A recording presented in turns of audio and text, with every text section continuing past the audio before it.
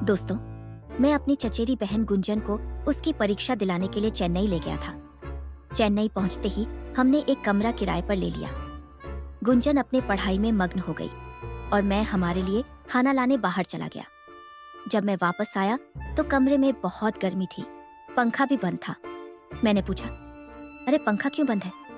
तो वह बोली, भाई बिजली चली गई है। मैं थोड़ी देर के लिए बाहर निकल गया। कुछ समय बाद लौटकर आया तो देखा कि गर्मी के कारण गुंजन ने अपना दुपट्टा उतार दिया था। उसके डीप नेक कुर्ते से उसका रूप साफ दिखाई दे रहा था। मैं पास जाकर देखने लगा कि वह क्या पढ़ रही है, तो पता चला कि वह अपने पढ़ाई का विषय पढ़ रही थी। मेरी नजर उसके सौंदर्य पर ठहर गई। मन में एक ख्याल आया कि इसका एक स्पर्श अनुभव करूं, लेकिन तभी गुंजन ने मुझे देख लिया और बोली, भाई क्या देख रहे हो? मैं घबरा गया और बोला, नहीं नहीं कुछ नहीं, बस तुम्हारी किताबें देख रहा था।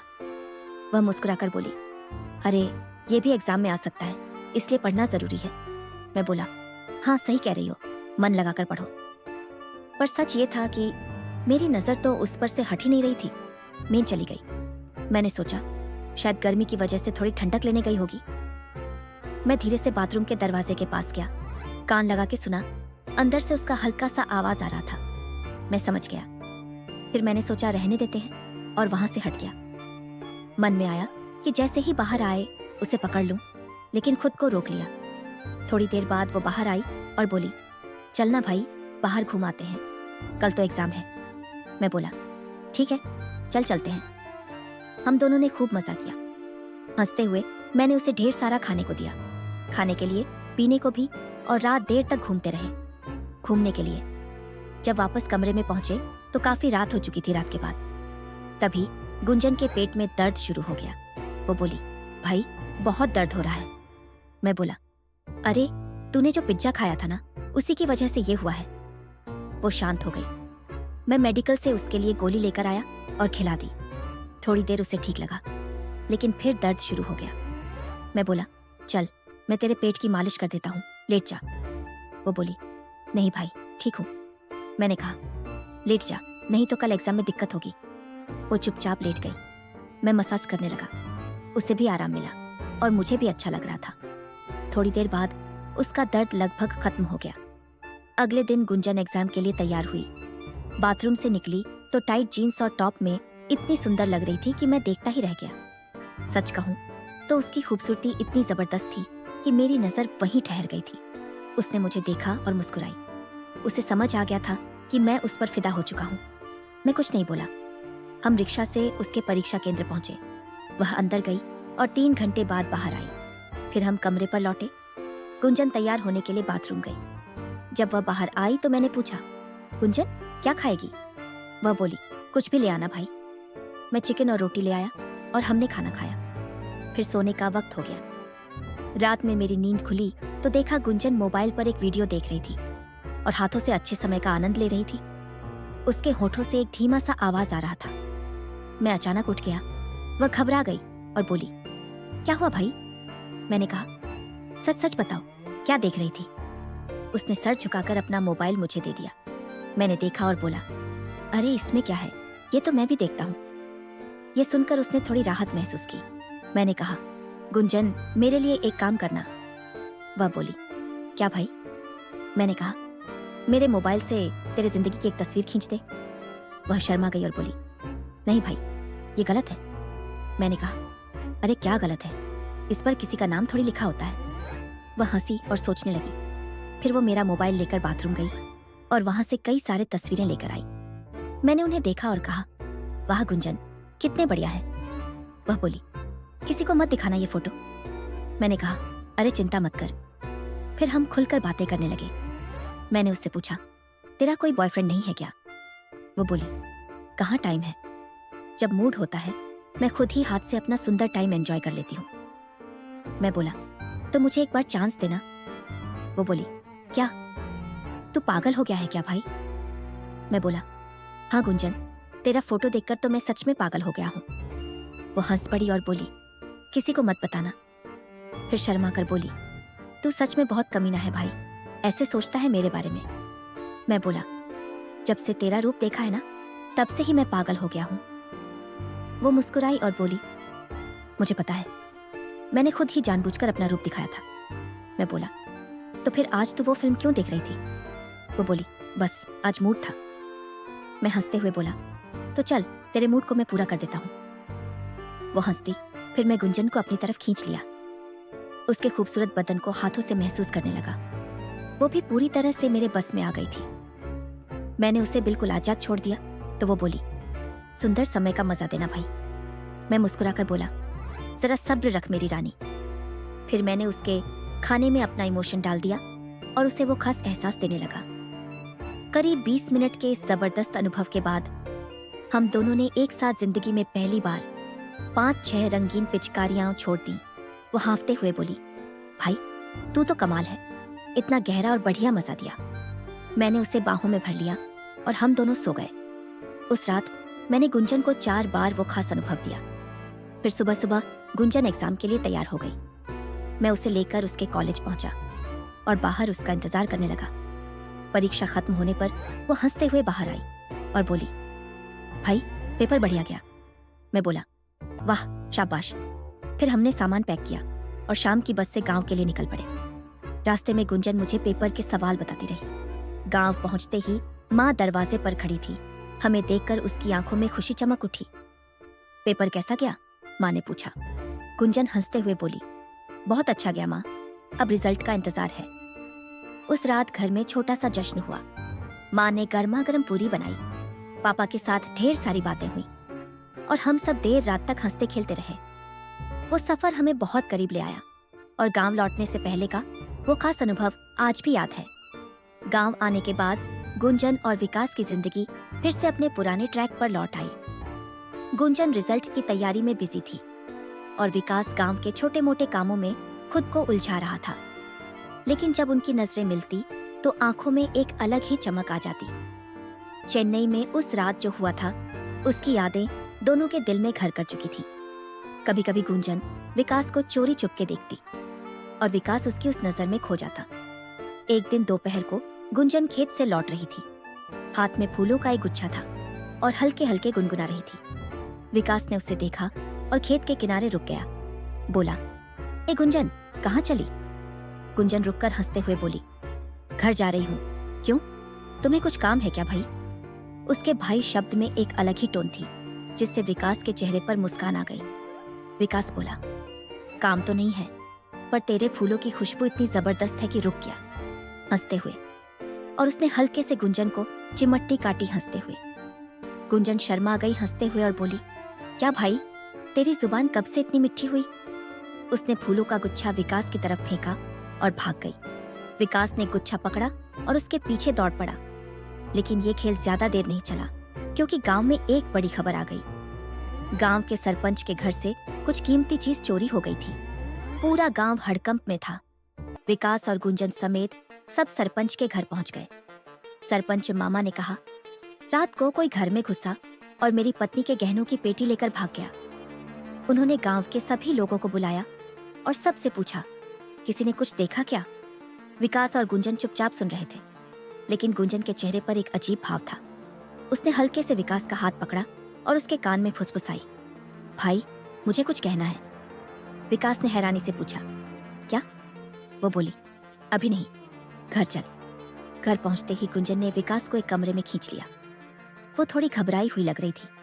बोली, भाई याद है ना उस रात जब हम चेन्नई में बाहर घूमने गए थे? विकास ने सिर हिलाया। हाँ फिर? गुंजन बोली, उस रात मैंने तुझसे कुछ छुपाया था, पर मुझे एक आदमी रास्ते में मिला था। उसने मुझे एक पैकेट दिया और कहा कि ये हमारे गांव के सरपंच को देना। मैं डर गई थी, इसलिए पैकेट ले लिया और तुझसे छुपा दिया। विकास का चेहरा सफेद पड़ गया। कहाँ है वो पैकेट?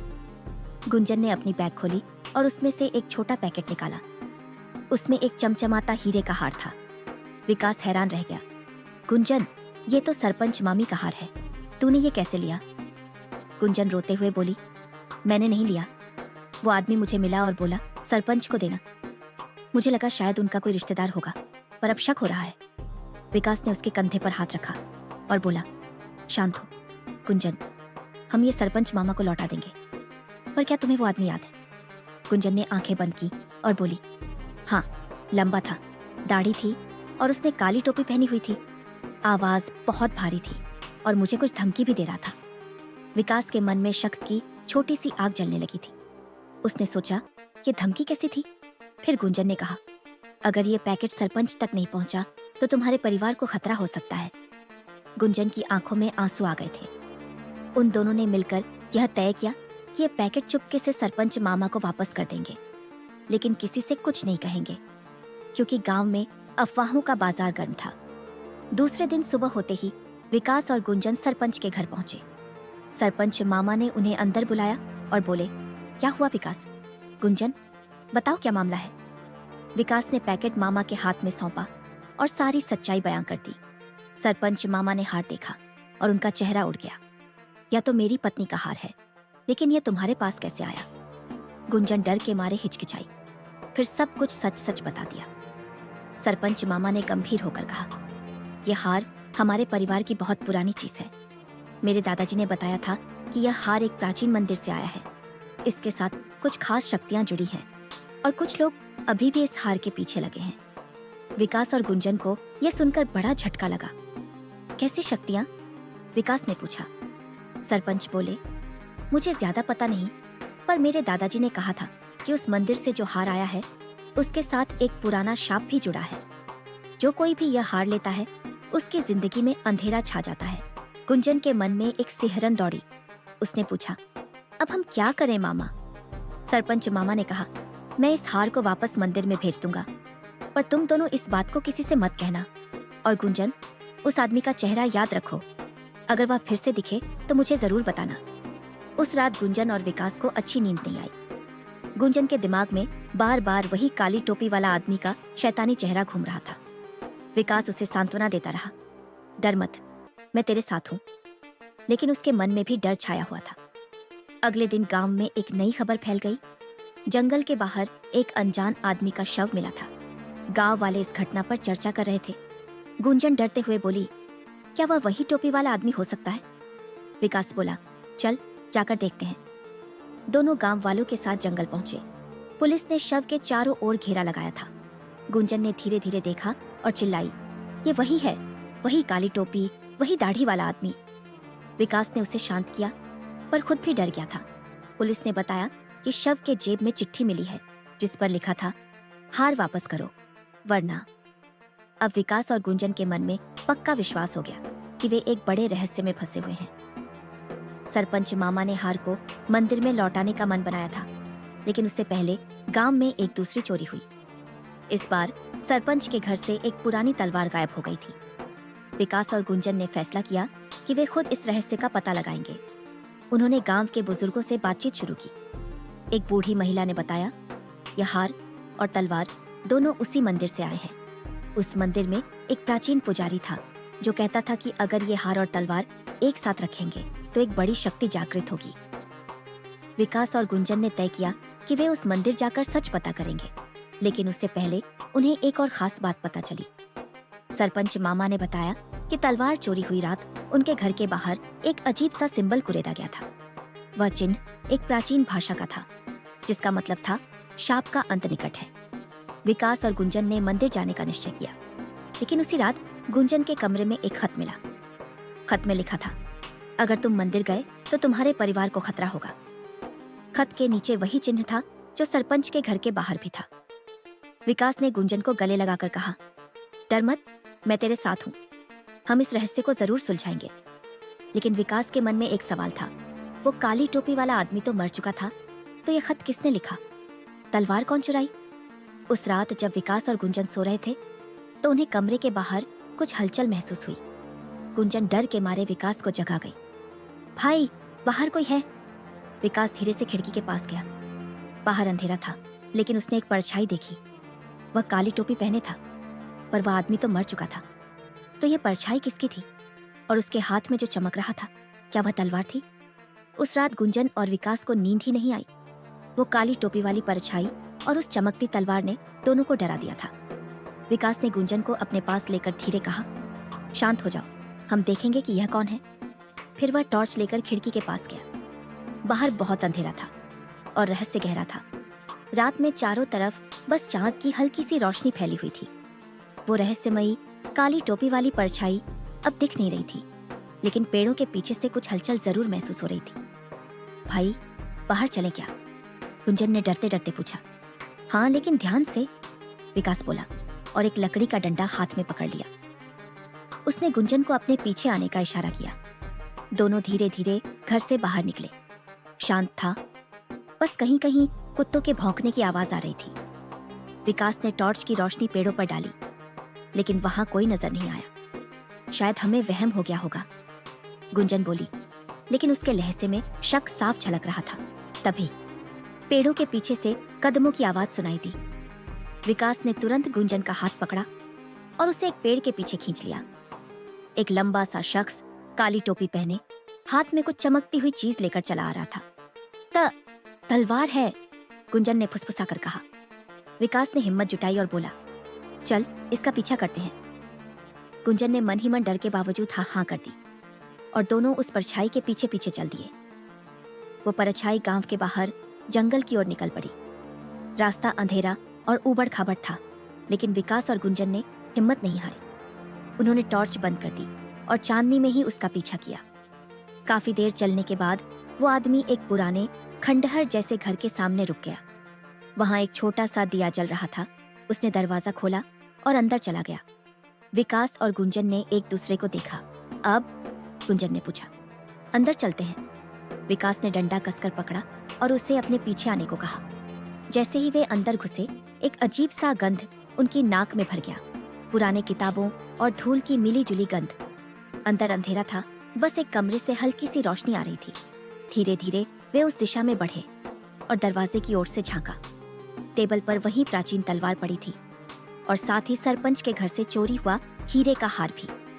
काली टोपी वाला आदमी कमरे में टहल रहा था और उसके साथ कोई दूसरा आदमी बात कर रहा था। उस दूसरे आदमी का चेहरा साफ नहीं दिख रहा था, लेकिन उसकी आवाज बहुत जानी पहचानी लग रही थी। अब हमारे पास हार और तलवार दोनों हैं, दूसरा आदमी बोला। मंदिर पहुंचते ही काम पूरा हो जाएगा। काली टोपी वाले ने सहमति में सिर हिलाया और पूछा, लेकिन सरपंच और वो दोनों लड़के लड़की का क्या? उन्हें हमेशा के लिए चुप कर देंगे, दूसरे आदमी ने ठंडेपन से कहा। गुंजन ने डरते हुए विकास का हाथ पकड़ लिया और फुसफुसाई, भाई, ये हमारे बारे में बोल रहे हैं। विकास ने उसे शांत रहने का इशारा किया, लेकिन मन ही मन सोच में पड़ गया, ये दूसरा आदमी कौन है और उसकी आवाज इतनी जानी पहचानी क्यों लग रही है? तभी काली टोपी वाले ने तलवार उठाई और बाहर जाने लगा। विकास और गुंजन तुरंत एक कोने में छिप गए। वो आदमी बाहर झांककर फिर अंदर लौटा। विकास ने फुसफुसाकर कहा, हमें निकलना होगा, लेकिन पहले कुछ सबूत ले लेते हैं। उसने मोबाइल निकाला और हार तलवार की तस्वीर खींची, लेकिन तभी कैमरे का फ्लैश चमक गया। काली टोपी वाले ने रोशनी देखी और जोर से चिल्लाया, कौन है वहां? विकास और गुंजन तेजी से भाग निकले। पीछे से दोनों आदमी उनके पीछे दौड़ पड़े। जंगल के अंधेरे में कुछ भी साफ नहीं दिख रहा था, लेकिन पीछे आते कदमों की आवाज उन्हें रुकने नहीं दे रही थी।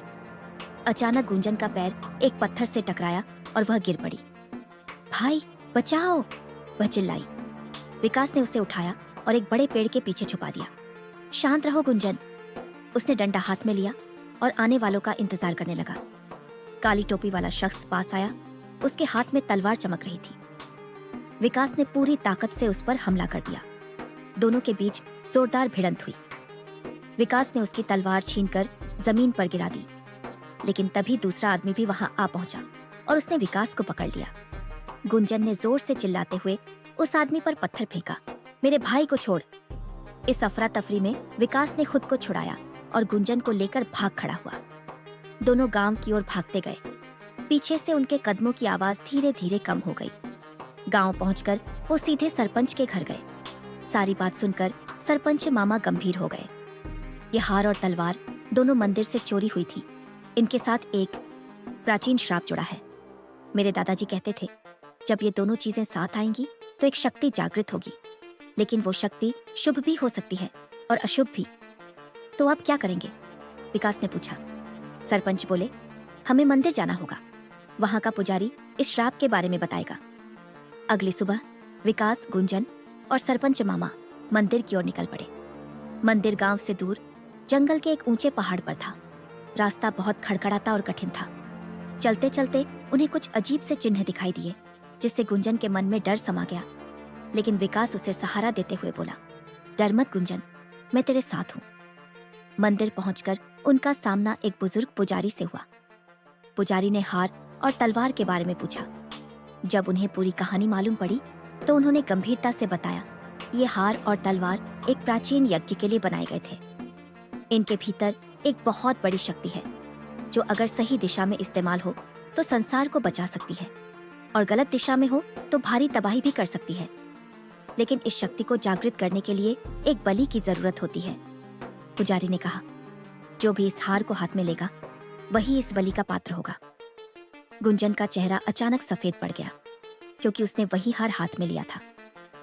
विकास ने उससे गले लगाते हुए कहा, कुछ भी हो जाए गुंजन, मैं तुझे किसी भी चीज से बचाऊंगा। रात बिताने के लिए वे मंदिर में ही रुके। पुजारी ने बताया कि हार और तलवार मंदिर में ही रखनी होगी और एक खास पूजा करनी होगी। पर पूजा के शुरू होने से पहले ही दरवाजे के बाहर कुछ हलचल महसूस हुई।